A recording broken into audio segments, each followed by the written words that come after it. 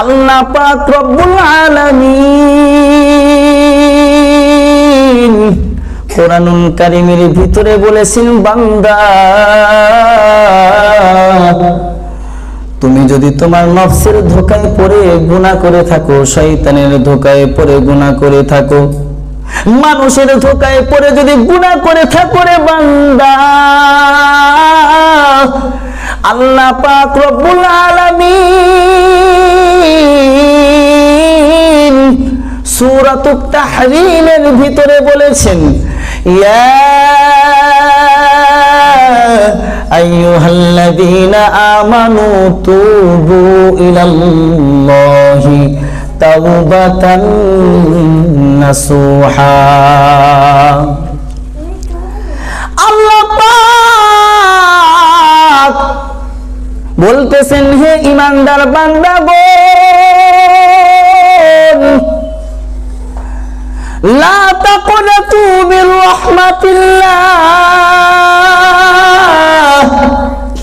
ইন্নাল্লাহা ইয়াগফিরুয যুনুবা জামিআ,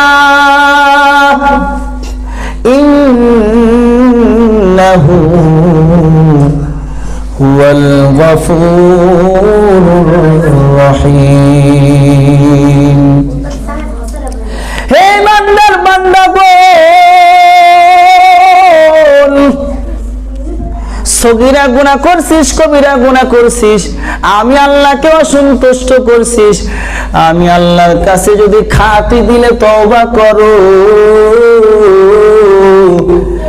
আমি আল্লাহ তোমাদের জীবনের জিন্দেগীর সকল গুনাহগুলো ক্ষমা করে দেব। আরে যুবক, আশরাফ আলী থানভী রাহমাতুল্লাহ আলাইহি তার কিতাবের ভিতরে লিখেছেন, বান্দা তুমি যত গুনাহ করেছো, সমস্ত গুনার পরে ইস্তেগফার করার জন্য দুইটা শর্ত, খাঁটি দিলে তওবা করার জন্য শর্ত কয়টি বলেন? আশরাফ আলী থানভী রাহমাতুল্লাহ আলাইহি তার কিতাবের ভিতরে লিখেছেন, এক নাম্বার শর্ত, বান্দা অতীতে যত গুনাহ করেছো সমস্ত গুনার পরে অনুতপ্ত হয়ে আল্লাহর কাছে যদি রোনাজাই করো আর ভবিষ্যতে আর কোনো গুনাহ করবা না।